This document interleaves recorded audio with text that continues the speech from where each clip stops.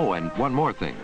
To suppress radio and electronic interference, ignition systems have resistance built into the ignition circuit, in the distributor, in the ignition leads, or inside the spark plugs themselves. As long as they are in good condition and operating correctly, they have no effect on engine performance. Now let's take a look at the ignition system in another way. All elements of the system, except for the spark plugs, are concerned with providing sufficient voltage at the right time, the job of making voltage available. The spark plugs use this voltage, and their condition determines the voltage required.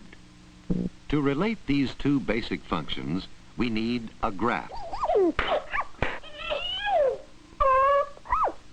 No, get him out of here. I said graph.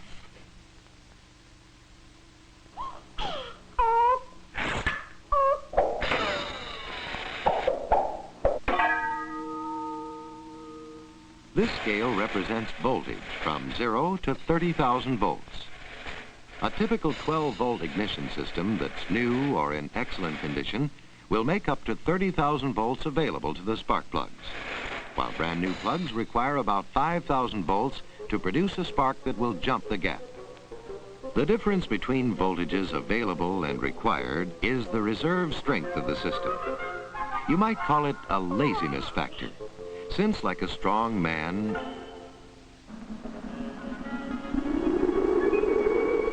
or a super mouse who can lift his own weight but doesn't use any more strength than he has to, an ignition system does not produce any more voltage than is needed to push the spark across the gap between the plug electrodes. However, sudden acceleration increases voltage requirements sharply. Ignition systems in top condition have plenty of reserve to handle these sudden loads. But as plugs are used, the electrodes wear and the gap opens wider. By the time they've run about 10,000 miles, the electrodes are burned and worn, and voltage requirements have doubled.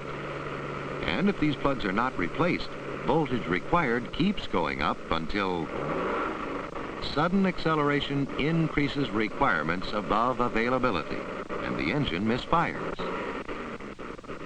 Replacement with new plugs will restore the reserve factor, but there are other conditions which can affect voltage requirements. The sparking end of a plug works where it is constantly exposed to oil and the products of combustion. Deposits may form on the insulator, which, if allowed to build up heavily, give the circuit an easier path to take at a much lower voltage. This spark plug fouling causes the engine to misfire because there is no spark to ignite the fuel, a condition where voltage required, being so lazy it only works as hard as it must to complete the circuit, doesn't build up the voltage required for sparking. We might also mention that if the primary leads to the coil get switched, reversing polarity, voltage requirements will be increased about 40%, which on top of any other adverse factors can soon cause trouble unless corrected. Once again, we have first developed a situation as if for a one-cylinder engine. To get the complete picture, voltage requirements for each cylinder would have to be recorded separately, just as is done on modern electronic oscilloscopes, such as the plug scope, which simplify the job of checking ignition systems. With a graph or trace for each plug, any condition which affects voltage requirements will be reflected on the proper bar. For instance, if a plug has too wide a gap, its trace bar will show an increase in voltage requirements, in this case, bringing it above the reference line, a definite indication of unsatisfactory ignition performance. On the other hand, if a plug is fouled, its voltage required would drop, since what we actually see is the voltage required to leak to the ground, lower than what is required to jump the spark gap. On the scope, then, we can compare voltage requirements for all plugs.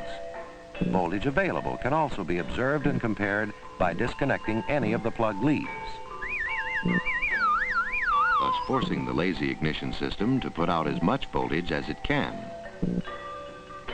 Then we have a direct comparison of available and required.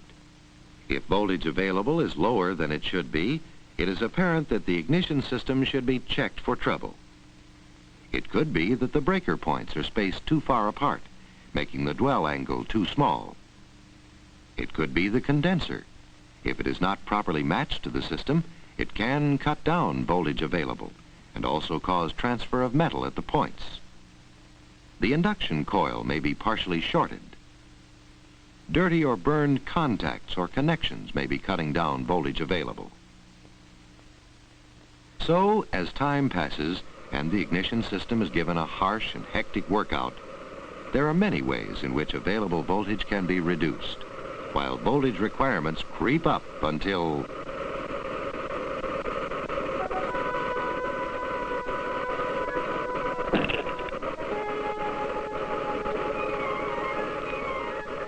our once strong system is sick, and the load it must bear is beyond its ability.